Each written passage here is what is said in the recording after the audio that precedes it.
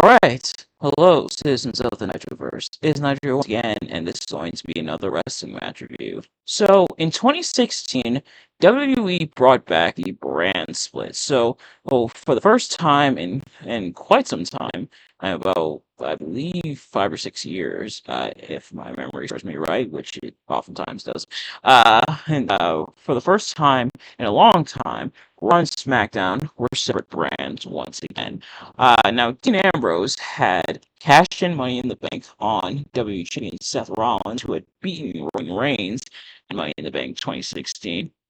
In hindsight, I probably should have watched that match first before this one, but screw it. We'll probably get to that at some point eventually. Uh, Dean Ambrose cashed in on Seth Rollins and to capture the WWE Championship, retained at Battleground, and thus took the WWE Championship with him to SmackDown. And Raw now needed a world champion, so a new championship was going to be introduced tonight, and there was a tournament to decide who would be the inaugural champion. So, who would be the first ever WWE Universal Champion? Let's find out. I'm, of course, talking about Seth Rollins versus Finn Balor at SummerSlam 2016. Now, as always, I'm not a professional wrestling reviewer or analyst or anything like that. I just managed enjoys a good time, and I had a really good time watching this match. It's kind of ruined in hindsight, though, we'll get to, but it's still a really fantastic match. So, without further ado, let's get right into it. Now, if you've seen these reviews of mine before, you kind of already know how this works. If you haven't, I'm going to be talking about what I liked and disliked about the match, as well as how we got here. I kind of mentioned how we got here. There was a tournament. Finn Balor, and I want to see if they show the full tournament bracket here in the wiki. They will not, but they do mention it in kind of the background for the match. So, Seth Rollins, first of all, Finn Balor is the only one who had to go to the actual tournament. Seth Rollins, being the #1 draft pick for Raw, just got handed the title match, but the GM was Stephanie McMahon, and at this point, the authority was kind of waning, but Seth was still very much in the pocket of the authority. So he was handed the championship match here, and his opponent would be determined by this tournament. And so Finn Balor, eventually he won the first qualifying match by defeating Cesaro, Kevin Owens, and Rusev, and then Roman Reigns. Reigns made it to the finals by beating Chris Jericho, Sami Zayn, and Sheamus. And in a move that shocked a lot of people at the time, Roman Reigns actually he took the loss to Finn Balor for Finn to advance. Now, knowing how Roman Reigns was positioned at time and where he was in standing at the time, like in terms of his level. Oh, this was very much when he was like still big dog, next John Cena kind of face of the company Roman that they tried hard to put him as, and didn't quite get him there. It would take them still a little bit of time to figure it out. But Finn getting a win over Roman was a massive deal, especially because Finn had just been called up from NXT. So he was called up from NXT, and this is his first like major program on the main roster. So you can tell they definitely had high hopes for Finn, and so Finn made it to this match here. But it's not just any Finn Balor. It's going to be the Demon King showing up to face Seth Rollins at SummerSlam. Um, uh, and so, oh, the match was set, and the first ever Universal Champion was going to be determined. Now, a couple preliminaries before we start the review. For starters, let's get the elephant in the room out of the way.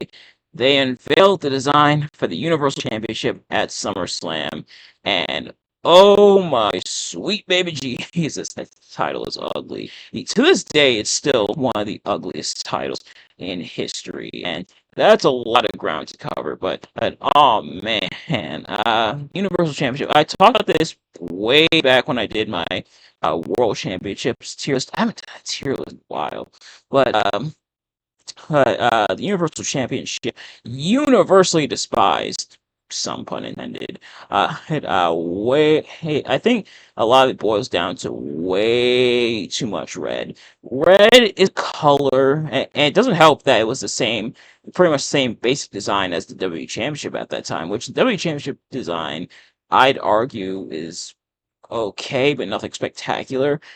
But now they draped it all in red. Had a lot of people made the comparisons. It looked like Twizzlers. It looked like Kane's mask, his return mask that he brought back when he remasked himself. It looked absolutely terrible. This championship, and the crowd, oh, booed the crap out of that title.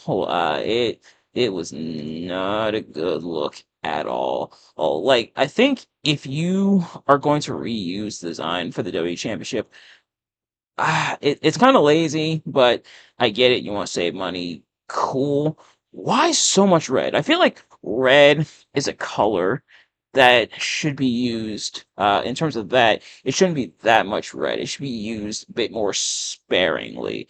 Like it should have some color. It should have some other colors to take the edge off of it. For example, this probably isn't the best example. The AEW TNT Championship, the original design, how that was a red strap and everything, but it had like the silver centerpiece. They throw some more silver in there, some gold, something, and I get it, red, raw, cool. Well, it's something, anything to offset the title. Oh, I wouldn't even care if you kept the strap black and put some like red in like the metallic trim and everything, like those metallic bits. If those were red, yeah, it still wouldn't be the greatest, but at least it wouldn't be an absolute eyesore. But this title was an absolute eyesore. So great, this is already off to a great start. But speaking of eyesore, Seth Rollins's Tron inspired gear. I will be completely honest. I've mentioned it before on the channel. The reason I'm mentioning these things here is because they're not really going to impact the match because it's not really fair. But I am going to mention these here. I'm going to get my grievances out there. Here, I absolutely despise this gear that Seth Rollins had. Like I have always hated the Seth Rollins gear. Even back then, I hated it, and I was a dumb teenager. Even a decade later, I still hate that gear. That gear is still. I think it's the green. Like I'm not a fan of that shade of green. If you want to do a Tron gear, you should have went with like the blue, or even like the red. Like there's edits of Seth Rollins in the Tron gear where it's red, and that looks way cooler.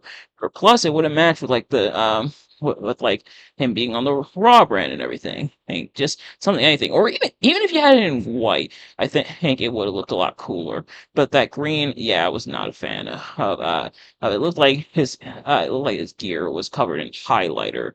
And Finn Balor is in his Demon King gear, not the top hat that he had at NXT Takeover London, but he is in the Demon King gear. But now getting into the match itself, a lot of awesome fun back and forth. With or, uh, and just a lot of really competitive action between these two. These two able to put on a fantastic match, and just has a lot of great just back and forth between the two. Who Balor having an answer for almost everything Seth Rollins is able to dish out. Seth Rollins also having an answer for just about everything Balor is able to dish out. Well, it does make for a very interesting and competitive match. And Finn Balor does get the win, and he becomes the Universal Champion. But unfortunately, it is short-lived because the dislike of the match. It's time to address. We already addressed one elephant in the room. Let's address the other one. That shoulder injury. And first of all, I forgot how early in the match it happened. But Seth goes for the buckle bomb, and he throws Finn Balor into the barricade. I forget whether or not Seth threw Finn too early or too hard, or maybe a combination of both. But Finn hurts his shoulder. I think it was a full separation, if I'm not mistaken, and I can look it up here. But Finn injures his shoulder pretty badly. I believe it is separation because he did have to.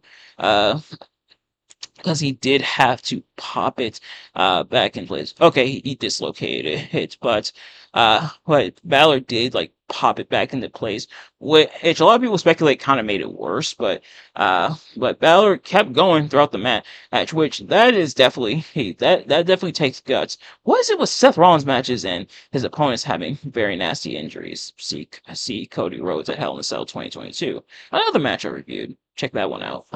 Um, but that Haller is able to tough it out and keep going. I remember the speculation at first was Balor didn't want to raise up the title because every time he held up the title, the fans booed. So it's like Balor wants to keep the title down there. But no, it turns out we learned the next night on Raw that Balor had separated his shoulder, and he would be out for the rest of 2016 into 2017. I think he came back on the Raw after WrestleMania, but Balor was out pretty much for the rest of the year, unfortunately, with the separated shoulder. Er, And and it's very unfortunate. It's kind of a workplace hazard, but I remember after this, there was a lot of heat on Seth Rollins. It already didn't help that he pretty much ended Sting's career for the time being after the same buckle bomb.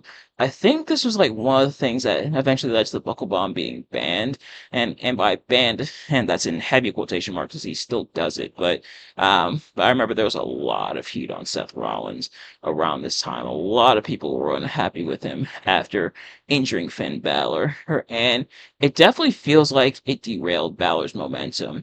It seemed like just based off of the fact that he beat Roman Reigns and won the Universal Championship, he was the inaugural Universal Champion. It seemed like there were going to be like big plans for Balor on the main roster, but sadly, a lot of them dissipated, and it feels like in terms of his main roster career, he never fully recovered. He hasn't won a world championship since then, at least on the main roster. He went back to NXT and won the NXT championship again, but on the main roster, he hasn't held another world championship.